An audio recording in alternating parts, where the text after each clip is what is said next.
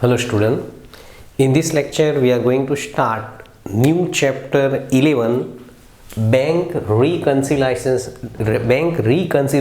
statement. It is known as BRS. Short form of bank reconciliation statement is BRS, right? In previous chapter we have seen that a subsidiary book called cash book, right? So cash book means a bank account in a trader, bank account in books of trader. Trader अपनी book में bank account maintain करता है, right? और bank book भी maintain कर सकता है and cash book में एक बैंक कॉलम रखा जाता है. तो ये बैंक कॉलम जो है ना वो क्या बताता है, तो बैंक में कितनी बैलेंस है वो ट्रेडर बिजनेस में बैठे बैठे जान सकता है कि हमारे बैंक में इतनी बैलेंस होगी. Same thing this cash book is prepare by trader, right? Bank की बात करें, point of view of bank also prepare trader account in bank ledger. Bank अपने बुक में एक ट्रेडर का अकाउंट बनाती है जिसे हम नाम देंगे passbook. Bank prepare a trader account in its ledger. It is called passbook. So passbook is a copy. Passbook is an extract of trader account in bank ledger, right?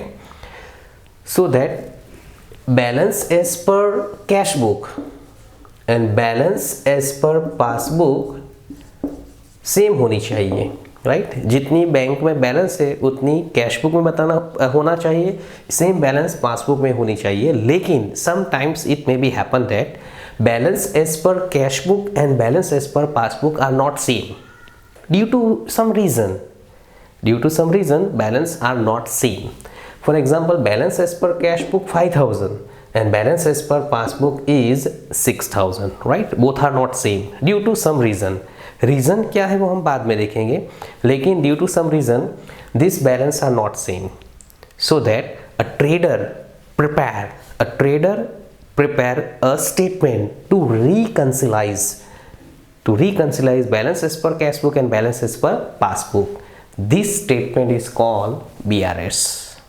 Are you understand my point? ये दोनों balance same होगी ना तो BRS prepare करने की ज़रूरत नहीं है. लेकिन ये दोनों बैलेंस डिफर होगी तो ये दोनों को रिकंसिलाइज करने के लिए एक स्टेटमेंट प्रिपेयर किया जाता है. This statement is called bank reconciliation statement. So this is the meaning of BRS. BRS is a statement. Remember that BRS is a statement, not an account. ये अकाउंट नहीं है, स्टेटमेंट है.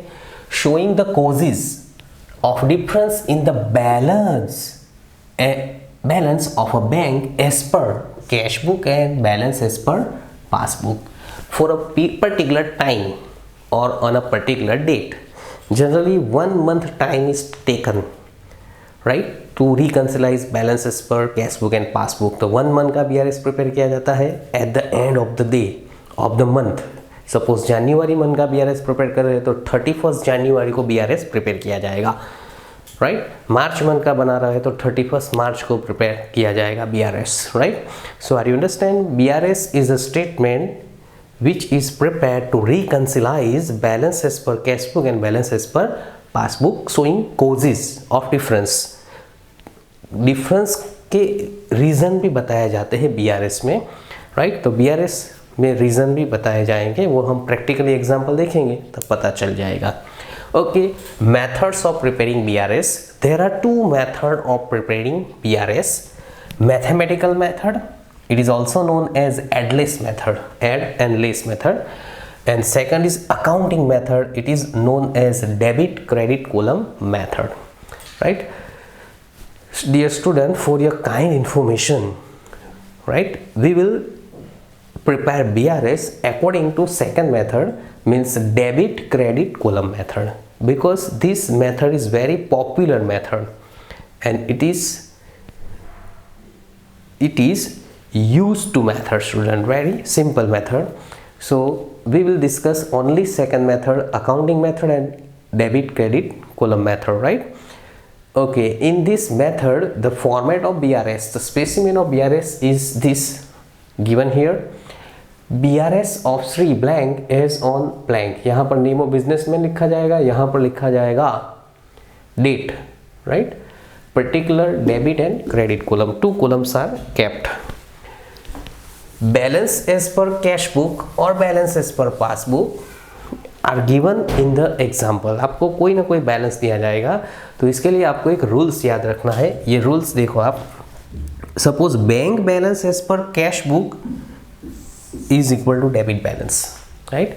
Cash book में जब हम cash book prepare करते थे, cash book में तो यहाँ एक बैंक कॉलम होता था डेबिट साइड पर एंड क्रेडिट साइड पर, राइट. तो डेबिट साइड का टोटल सपोज 100 हो गया, तो यहाँ पर कुछ डिफरेंस आता था, तो इसे हम नाम देते थे balance carried forward. This is debit balance and debit balance as per cash book means bank balance. इसे हम क्या कहेंगे, बैंक बैलेंस. तो bank balance as per cash book is equal to debit balance. Inversely bank overdraft as per cash book is equal to credit balance, यानी credit side का total higher हो गया, तो यहाँ पर कुछ डिफरेंस आएगा, तो इसे हम नाम देंगे bank overdraft, right. So are you understand? Debit balance means bank balance as per cash book is equal to debit balance and bank overdraft as per cash book is equal to credit balance. Inversely passbook की बात करते हैं तो bank balance as per passbook is equal to credit balance. Bank में आपकी balance हो तो credit balance and bank overdraft as per passbook is equal to debit balance, right. अब एग्जाम्पल में आपको out of 4 any one balance is given. Suppose आपको ये दिया गया है, तो यहाँ लिखा जाएगा bank balance as per cash book. कहाँ लिखेंगे आप, डेबिट के क्रेडिट में, डेबिट कॉलम में लिख देंगे कितना, 5000. ये हमारा स्टार्टिंग पॉइंट रहेगा बच्चे. Then after some causes are given, causes reasons, right. तो रीजन में हम पहले चेक की बात करते हैं. There are 2 type of cheques. Cheque received from customer and deposited into bank and check issued to creditors and presented for payment into the bank, right. So sometimes it may be happen that just first reason, check of rupees 10,000 deposited in to bank but not credited in passbook. Passbook में अभी तक credit हुआ नहीं है, तो यहाँ पर आपको क्या करना चाहिए. देखो बच्चे, यहाँ कैश बुक, यहाँ पासबुक एंड यहाँ पर BRS, राइट. याद करो जब चेक हमें मिलता है, बैंक में डिपॉजिट करवाते हैं, तो कैश बुक में हम कौन सी साइड पर एंट्री करते हैं, रिसिप्ट साइड और पेमेंट साइड. तो when cheque receive and deposited to bank recorded on receipt side of the cash book, यानी कि डेबिट करते हैं, तो कैश बुक में तो डेबिट हो गया है but not credited in passbook. Passbook में अभी तक क्रेडिट हुआ नहीं है, यानी क्वेश्चन मार्क. तो जो नहीं हुआ है वो कर देंगे. डेबिट हो गया है कैश बुक में, पासबुक में क्रेडिट नहीं हुआ है, तो हमें BRS में क्या करना चाहिए, क्रेडिट कर देना चाहिए, यानी क्रेडिट कॉलम में लिख देना चाहिए कितना, 10,000 और पर्टिकुलर में लिखना चाहिए नंबर 1. सेम रीज़न लिखा जाता है, cheques deposited but not credited in passbook. Passbook में अभी तक क्रेडिट हुआ नहीं है, राइट. तो एक सैंपल था रीज़न का. देन आफ्टर कभी कभी ये होता है कि cheque deposited rupees 10,000 but bank credited cheque of rupees 6,000 के ही क्रेडिट हुए हैं, right. Cheque of rupees 10,000 deposited bank but rupees 6,000 credited in passbook. Passbook में कितना क्रेडिट हुआ है, 6,000. तो देखो बच्चे यहाँ पर क्या होता है, 10,000 डेबिट हुआ है कैश बुक में, 6,000 तो क्रेडिट हो चुका है. How much not credited, how much rupees not credited, 4,000 नहीं क्रेडिट हुए, तो क्रेडिट कर देंगे. तो अब BRS में हम कितना बताएंगे, 4,000 बताएंगे. Are you understand my point. Particular वही रहेगी, cheque deposited but not credited.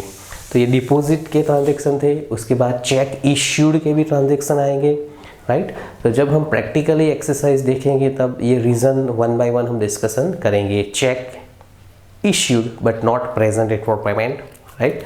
उसके बाद समटाइम्स बैंक ने अमाउंट पे की है, bank paid bank charges, right, bank paid some expenses from bank account and trader is unknown about this, trader को कुछ पता ही नहीं होता है, तो वो एरर कैसे रेक्टिफाइड किया जाता है वो भी हम देखेंगे। तो जस्ट यहाँ पर सर ने एक आपको स्पेसिमेन बताया है, स्टार्टिंग पॉइंट बताया, एक कोजेस आपको बताया है। अब एंडिंग कैसे करेंगे, एंडिंग क्लोज कैसे करेंगे, तो क्लोज करेंगे तो टोटल करेंगे 5000 बोथ साइड आया है, राइट। डिफरेंस क्रेडिट कॉलम में आया है, डिफरेंस क्रेडिट कॉलम में 1000। अब आपने स्टार्ट किया था एज पर कैश बुक, तो आंसर आपका आएगा एज पर पासबुक, याद रखेंगे। पासबुक से स्टार्ट करते तो आंसर आएगा cash book, as per cash book, और आपने as per cash book start किया तो आंसर आएगा एज पर पासबुक। आपने क्या क्रेडिट कॉलम में डिफरेंस आया 1000, तो याद रखो क्रेडिट कॉलम में डिफरेंस आया तो credit balance as per passbook. Credit balance as per passbook means what, credit balance as per passbook is equal to bank balance. तो यहाँ पर हम लिख देंगे बैंक बैलेंस, एंडिंग पॉइंट पता चला, bank balance as per passbook ₹1000, understand. तो ये एक रीज़न है, ये कोज है, राइट। जनरली आपको 7-8 causes are given in the example. कौन से कोजेज दिए जाएंगे वो हम प्रैक्टिकली एक्सरसाइज देखेंगे तब आपको पता चलेगा, right student. Okay, thank you very much.